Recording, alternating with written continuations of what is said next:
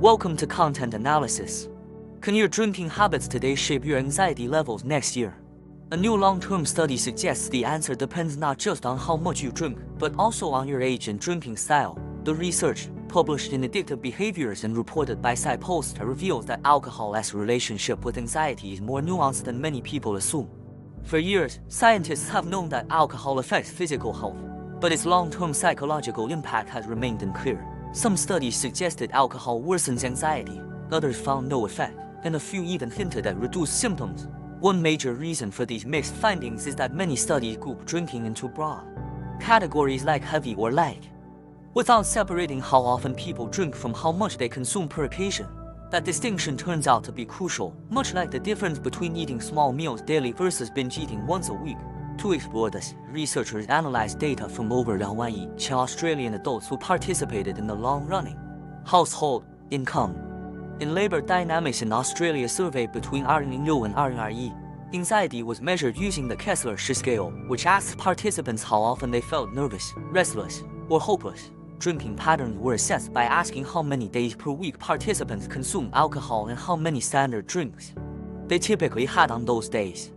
A standard drink in Australia contains 10 grams of alcohol. The researchers then examined whether drinking behavior in 1 year predicted anxiety levels the following year. The results showed that the overall relationship between alcohol and anxiety was small but statistically meaningful. Age played a key role in shaping the pattern, while gender and income did not significantly alter outcomes.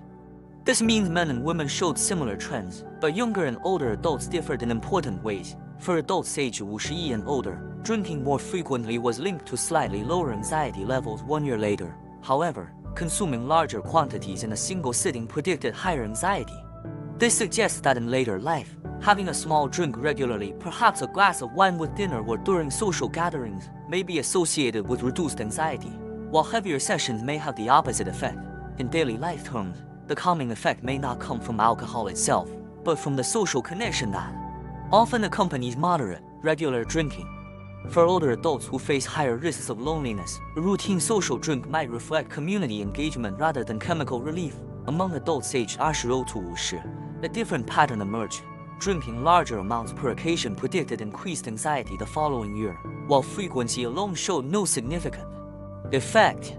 This implies that binge-style drinking in midlife may carry longer-term psychological consequences. For example, someone who regularly drinks heavily on weekends to cope with work stress might temporarily feel relaxed, but the disrupted sleep, brain chemistry changes, and emotional after-effects could worsen anxiety over time.